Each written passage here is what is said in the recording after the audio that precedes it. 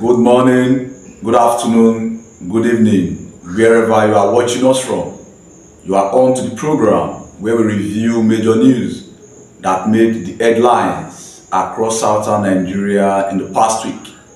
My name is Amzat with me. And I'm Louis. Stay tuned as we give you a news review for the week. The week under review, President Bola Tinubu commended the Nigerian military for thwarting the coup attempt in Benin Republic. Still in the week under review, the opposition People's Democratic Party lost two of their sitting governors, the person of Siminalayi Fubara of Rivers State to the All Progressive Congress, while in Osun State we saw Ademola Adeleke moving from the PDP to the Accord Party. Also in the week, in commemoration of the World Human Rights Day, the Edo Civil Society Organization highlighted the rising spate of insecurity, particularly in southern Nigeria, where they call on the Edo State Governor to empower the Edo State Security Corps. Still in Edo, in the week under review, the Edo State Police Command announced the appointment of ASP Eno Ikoedem as the first police public relations officer of the command. Also in the week under review, the Dangote Petroleum Refinery slashes the price of petroleum products from 828 naira to 699 naira per liter. Lastly, in the week under review, this one on the sad note, Bayelsa State announced the sudden death of the Deputy Governor Lawrence Erujakpo. Stay tuned for our news review. Good morning, Hamzat. Yeah, good morning, Louis. How has the week been? Man, lovely, man. It's good to be back in the studio. Yeah, same as well. It's been a great week. Yeah, that's cool. A lot of news for the week. So we're going straight to the first news in review. This for the week. Now let's look at Benin Republic. Just during the week, a military coup was. In fact, we had a military coup in Benin Republic. So I would like to ask, now a lot of Nigerians are having diverse opinions as regards to this to the action of the Nigerian government, to what Tinubu did as regards to foiling the coup in Benin Republic. So I would like to ask you, what's your take on Republic? Yeah. Like I was telling somebody before I came here this morning, I said, if only Nigerians understand called international relations, you understand what they call the foreign policy of a nation, you understand what they call the ECOWAS Treaty. You understand Nigeria's role, not just in the West African sub-region, but in the African continent. Yeah. Besides, Nigeria's intervention in Benin Republic wasn't just a matter of a personal decision or a decision taken by the federal government led by President Bola Tinubu. It was a personal appeal, a personal call for military support by the Benin Republic government, calling on Nigeria for their support, especially the Nigerian Air Force and their ground forces, to help them thwart the unfortunate military coup. That's what made the federal government intervene swiftly to ensure the coup was actually thwarted. in line with the 1999 protocol of the ECOWAS, section 25E, which talked about the intervention of any member state against any disruption of democratic process. And we can recall, still in the week under review, the government of the Republic especially thanked the Nigerian government for their role in ensuring the military guys that attempted that coup did not succeed to derail the democratic process. However, what we are seeing here in Nigeria, if only such swift response, swift action is taken as regarding the insecurity bedeviling every part of the country today, especially the southern part and the northern part that are suffering the banditry. They're down here in the south. We talk about kidnappings and armed robbery, then any other crime. If such swift action is replicated here, because we always say charity begins at home, I think the clamor or the complaint that the president decided to take swift action to respond to outsiders' call than we, the citizens, Nigerians, our call. So on that ground, we'll be saying that Nigerians they have a big point, because we cannot be running after outsiders that have problem, while we will have more bigger problem to settle in our backyard. You've said it all. So, in addition to the valid points, or rather the valid points you just raised, now a lot of Nigerians rather might not be happy at the moment with what really transpired or with what happened during the week. Though we're having mixed feelings as regards to what happened. Now, if you look at, first of all, President Tinubu must have acted based on the Nigerians' foreign policy, because that has been our foreign policy. We're trying to see how we can ensure democracy in every black nation, or rather most especially in Africa, trying to act the boss, the big boss. Like we've been doing that in time past, even in Sierra Leone, trying to restore democracy, even in South Africa, in Liberia, yeah. Even Sudan. We went on peacekeeping missions in this area. So now we've been able to understand that that is part of what the Nigerian government is known for. And coming back to the ECOWAS, knowing fully well that ECOWAS, there's what we call the ECOWAS Protocol on Good Governance and Democracy, which Nigeria happens to champion that cause, because of in the ECOWAS region, Nigeria is the biggest, or rather the biggest country in the ECOWAS, so they just have to play that big brother role and ensure democracy is restored in Benin Republic. Now, looking at Benin Republic, you find out that Benin Republic, it has the proximity between Benin Republic and Nigeria.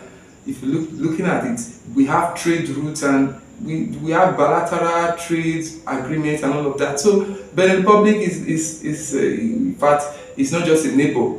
You understand? Going back ancestrally, you find out that there is a connection between Nigeria and Benin, just very close to Ogun State. Lagos, Ogun State. Yeah, we have borders with Benin. So for that reason, I'll say the President Tinubu acted based on the agreements, or rather based on the multilateral agreement between Nigeria and other nations in the ECOWAS. Again, the complaint, or rather the reaction from Nigerians is also, to an extent I'll say it's okay, because it's valid, because if you observe that a whole lot is playing in Nigeria. We have a series of adoptions, series of killings here and there, insecurity, kidnapping, and from all that from all we see, it's just like the federal governments are not doing enough. So on that ground, you can say the citizens' complaints are genuine. So I believe the federal government, with what they've displayed as regards to the case of Benin, it really shows that they can do a whole lot. So I would like them to also use that same energy, replicate it when it comes to the issues of its citizens, so we don't look like going out to put off a fire in your neighbor's house while your house is burning. So I believe the federal government needs to step up and take its own problem much more seriously, even if you're trying to help your sister or brother nation, but you make sure at home you are doing a whole lot to secure the lives and properties of your citizens. Hamzat, during the week, something came up. You understand, a lot of Nigerians have been saying this was expected because it's just like a drama that was unfolding, but now it appears Nigerians have seen the real picture of what they've been expecting. Now, just recently, two governors under the platform of the People's Democratic Party defected. They defected to different parties. Now, in fact, both of them are striking. Now, look at the likes of Governor Similayi Fubara of Rivers State, who just defected to the APC, the All Progressive Congress. Now, also looking at Governor Ademola Adeleke, who also defected to the Accord Party. So, with all these defections making the rounds, this is not the first of the defection is not the first of its kind. We've had similar defections in time past now, in this year alone. So, I would ask, so if a lot of Nigerians are having mixed feelings as regards to this defection, so now on the news review today, so I would like to ask you, what is your take, or rather your opinions as regards to this defection of these two PDP stalwarts? Yeah, whether PDP, whether Labour Party, whether MPP, whether APC or Accord Party, wherever party they are defecting from or to, I think that should not be worries for concerned citizens who truly demand the dividend of democracy, who truly demands accountability, who truly demands good governance, who truly demands an egalitarian society where those that have been elected to serve their interests play by the rule of law, play by the ground norm, the Constitution of the Federal Republic of Nigeria. Besides, we as citizens must not dwell on those party flags, the political party. Anywhere a governor likes, let them defect to. It is their fundamental human right. It is their constitutional right. It is their constitutional right. So therefore, we should focus on the governance aspect. Since we've elected them to represent our interests, we should demand what is rightfully due us. What is rightfully due us is not the political party they belong to. What rightfully due us is the dividend of democracy. That is what we must demand from whoever belongs to whichever political party. That should be our concern, our major aim as citizens of the Federal Republic of Nigeria. Governance is serious business. Governance is serious business. So the people should focus on that, on demanding that budgetary allocation be implemented, be executed to the latter. Make sure there are taxes. Make sure what whatever funds that are being earmarked for a particular project is executed for such project is not misappropriated or diverted. You understand? That should be the role of the citizens. Yes, there are fears that Nigeria is becoming a one-party state. If tomorrow in Nigeria become a one-party state, what stop you on your own from being the opposition in the one-party state to stand for what you believe in till the end? It is because Nigerians are agreed to a one-party state. That's why we are having a one-party state. What I really like to add is, when it comes to Nigeria, when it comes to politics in Nigeria, it's a different ballgame entirely. Like you just said, Nigerians, it's time they look on how they can make their leaders accountable. And this is very, very important. You see, we have citizens who I believe who care less when it comes to accountability. All we are having in the country today is like we are just moving along party lines. I believe at this point in time, Nigerian citizens should be focused on what they are getting from their representative. Now, we should understand that this is a democratic dispensation. So, in the democratic settings, the citizens elect their representative through credible elections. Now, these representatives are there to bring, or rather to ensure that your demands are met. I believe what should really matter is candidates who are competent. Like, that's why I always say the 3 C's are very important. When you talk about competence, character, and credibility, it's time. From even the primaries, our political parties should try as much as possible. From the primaries, they should try as much as possible to make their primaries democratic. I believe that even from the primaries, the party should look out for competence. It shouldn't be because a party is big, they just project a particular candidate and we must follow.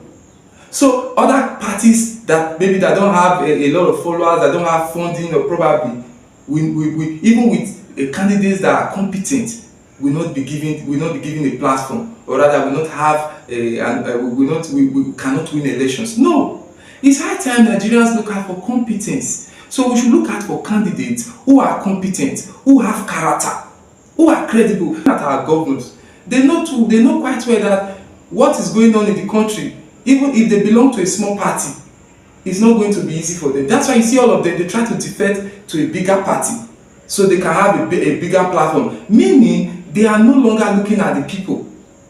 They are no longer looking at the people. So it's high time the people, irrespective, should look aside the party, rather evaluate the candidates, see what these candidates can offer, look out for the competence of the candidates. Okay, Louis, during the week under review, in commemoration of this year's World Human Rights Day, precisely on Wednesday, December 10th, Edo Civil Society Organization held a sensitization rally where they highlighted the rising spate of insecurity, particularly in southern Nigeria, where they called on the Edo State Governor, Monday Okpebholo, to empower the state security corps.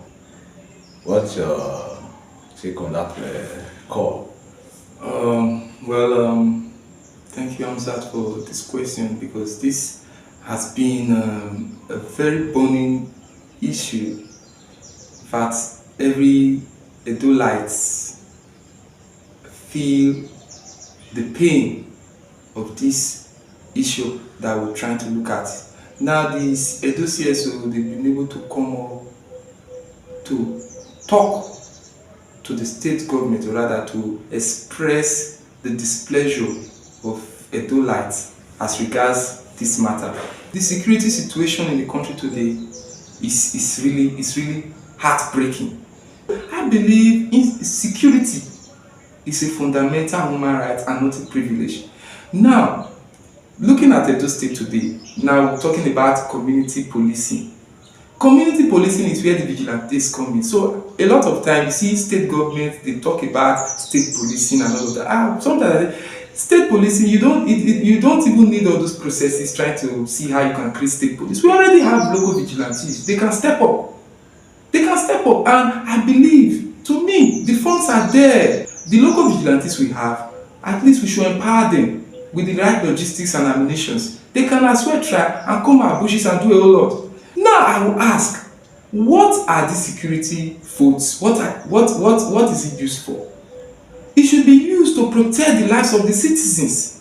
It shouldn't just be for the consumption of the government alone, or the government consumption of the government and those at the corridors of power. But look at what security can do. Now look at what it will do. It will boost IGR. The internal generated revenue of the state can increase, because people will be free to invest, to carry out business, to go about their businesses without fear. Yes, Louis, what you just stressed is apt, because talking about human rights, you cannot talk about human rights without talking about the security of lives and properties. I believe that is where the Edo CSO are coming from, and they've done it perfectly. And it now behoves on the state government to listen and follow it through, because this local vigilante we call the Edo State Security Corps today, they are the first point of call when you come to insecurity or security in Edo State today. Most of the resources you see recorded in recent times by the Edo State Police Command is as a result of the synergy between these local vigilantes and the police. And again, we must not shy away from the needs of these gallant men and women, like I do call them when I see them on the street, regardless of one or two of their shortcomings. Because if you look at today in Edo State, there are some areas the police cannot access. There are some terrain, there are some communities you rarely see police patrol, especially at a time when police are complaining of shortage of personnel, shortage of patrol vehicles and other logistics. So the vigilantes, like we do call them, step up and cover for that. So from there, whatever security situation they had in that their area of operation, such they relay the nearest police station, which now make the police work easier. So, like you've rightly mentioned, to corroborate what the Edo CSO have said, I said the governor should not hesitate in ensuring that the vigilantes are well empowered to play their role, because we cannot do without them. Because if we are talking about community policing without thinking of empowering these vigilantes, I think it's as if we are not serious in trying to implement the community policing plan. Okay, Louis, still in the week under review, the Edo State Police Command announced the appointment of ASP Eno Ikoedem as the first female public relations officer of the Edo State Police Command, succeeding CSP Joe Yamo. Your reaction to that? Thank you, Hamzat. Actually, when I got the news, I would say I was kind of elated, because you find out that knowing fully well that she is the first. So that's one of the reasons the news is making the headlines, because unlike every other PRO, this is the first time the Edo State Police Command is having a female PRO of the State Police Command. That's a PPRO, Public Relation Officer of the Edo State Command. Now, what that means is that she is a person who have attained this height based on her past record, because if you follow closely, you find out that she has been a deputy twice, so which means she has been able to follow the ladder, and she has been following with the system for quite some time now. So I would say having a female chief communicator, having a female chief communicator of the Edo State Police Command is a good thing. This is apart from gender inclusion, apart from the fact that at this point in time, Edo State Police Command is having a female as a PRO. I would also say this is also a boost, or rather, this is just like an inspiration for young ladies out there who probably think that there are positions that are not attainable because due to your gender. She has proven that if you believe in yourself, if you're dedicated and you're committed to your work, nothing is impossible. So what I really want for her is for her to step up, because this is a position that is enviable. So she should step up her game and do the needful, because at this point in time, she should understand that those states, in fact, those states needs a lot is expected from her. There's a saying that from whom much is given, much is expected. So that is a position that she should use for the service of mankind. Like in those states where we have insecurity and all of that, she should understand her role and see how she can synergize with the people. And also, she should at this point in time see how she can maximize that office, so that when she leaves, we'll have stories to tell that, oh, she shouldn't just say, okay, because I'm a female. No, she should use this opportunity to even do more than her predecessors. So it's a good one for her. So she should step up her game, because a lot is expected from her. Yeah, he said she should step up her game and ensure she perform more than her predecessor, because there's a going that says the reward for hard work is more work. Because remember, she has been in active capacity twice, judging from where she is coming from. I said their appointment is a welcome one for not just the Edo State Police Command, but for gender equality, or I'll say for inclusivity. You understand where is the right one. And again, I will advise the new PRO, talking about ASP and Ikoedem, to ensure synergy between the command and the various police division and area command, so that they will have what they call first-hand information of any incident that have been reported in these various police locations across the state, so that it will not be the media that will report first for the police to be aware. Or when you get to reach out to the police will say they are yet to get, or they are yet to be briefed on a particular incident. So I like rightly encouraged, she should ensure she perform more than her predecessor.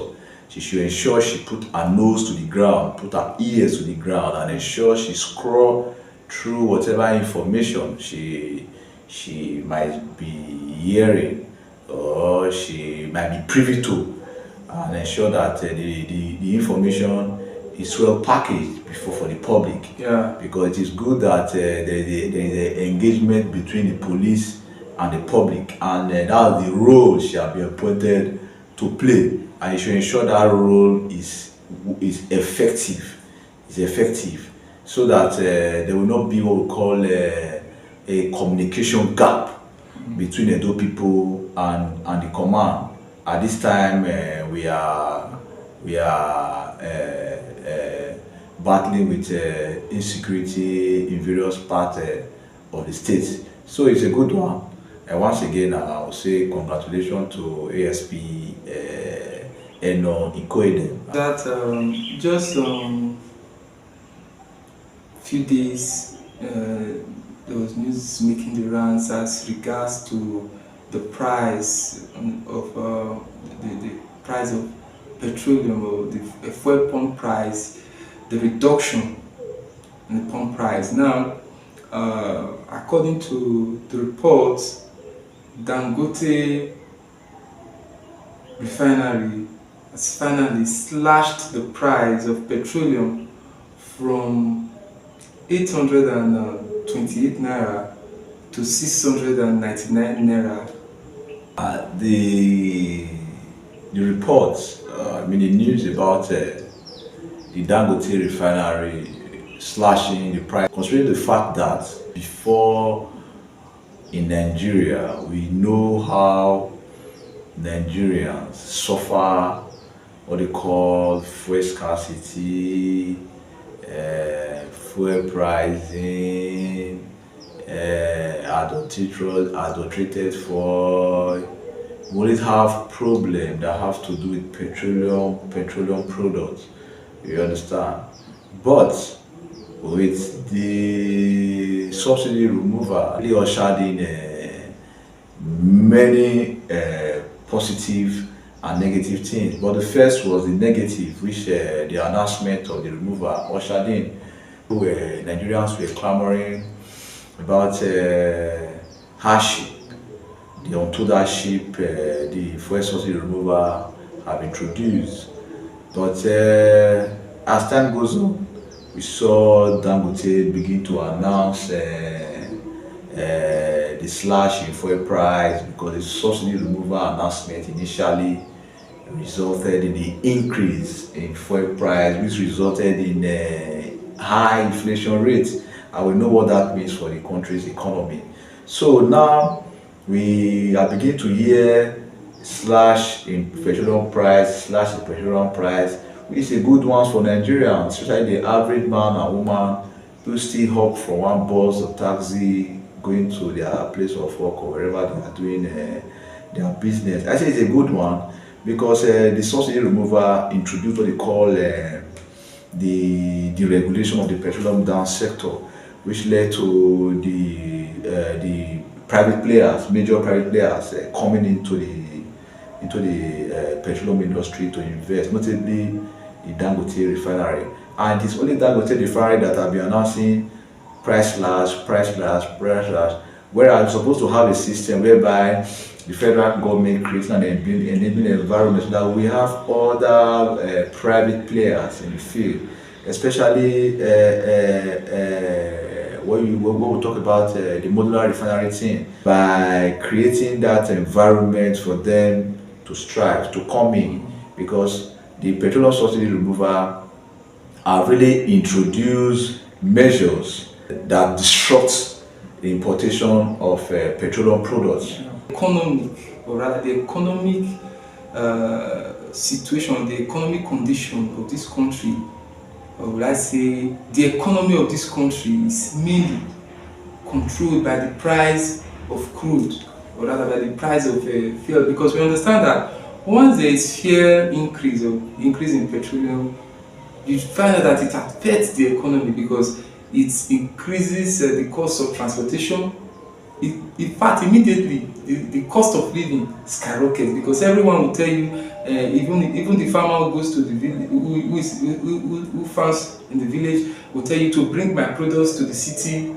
Since transportation costs have increased, automatically food prices must have to increase. So it's just like everyone is trying to shift the burden, when it comes to area of petroleum, because petroleum, the cost of petroleum, in fact, it affects literally every part of the economy as far as Nigeria is concerned. So I would say, now when we talk about fuel price reduction, it's like we are all the country is in fact everyone is beaming with joy, like wow, something great has happened. But I believe that this slash, to me, it's not too it's not too significant. Now what will really help Nigerians is modular refineries, like you just stated. Now why modular refineries? Now if Nigerian government encourages modular refinery, that means these modular refineries will have to complement the work of Dangote. Imagine if we go to the southern part of the country, if modular refineries, if we are having modular refineries in Bayelsa, in Port Harcourt, in these states where you have crude in high supply, then you find out that it will ease the burden, or rather it will ease the pain the pain of the people as regards to getting this product, and this will help. Now what the government needs to do is to try as much as possible to reduce the bureaucratic bottlenecks that will be involved and allow for people to come in, because once this is done, it will help to check in fact, the price of petroleum, you might be surprised, a liter might even be sold for 80 naira or 100 naira. Yes, because what they call the deregulation calls for a free market economy, where price is no longer dictated by the federal government. To have where to choose from, because why? There is already what they call a competition of pricing in the market.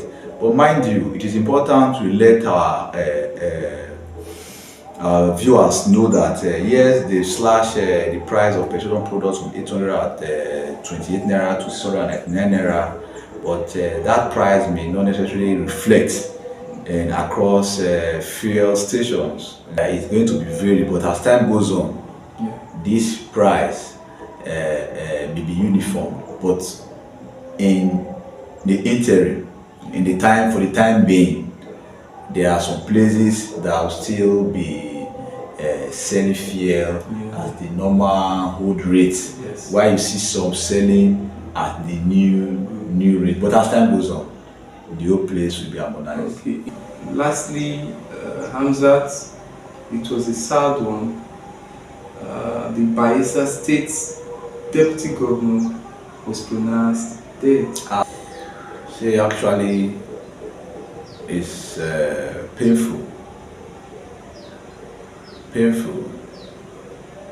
to hear the demise of Lawrence Irujapo as the Deputy Governor of Bayelsa State, because report says that as of Thursday, he slumped in his office in Government House there in Yenagoa, where he was rushed to the Federal Medical Center and was pronounced dead. But fortunately though, on Friday precisely, the governor, Diri, announced a 3-day mourning in the States for the passing away of his deputy. So once again, we are using this medium to say our condolence to the people of Bayelsa State and the family of this deputy governor. God grant them the fortitude to bear the loss. That's all we have for the recap of major news that made the headlines across southern Nigeria in the past week. Endeavor to follow us on our various social media channels.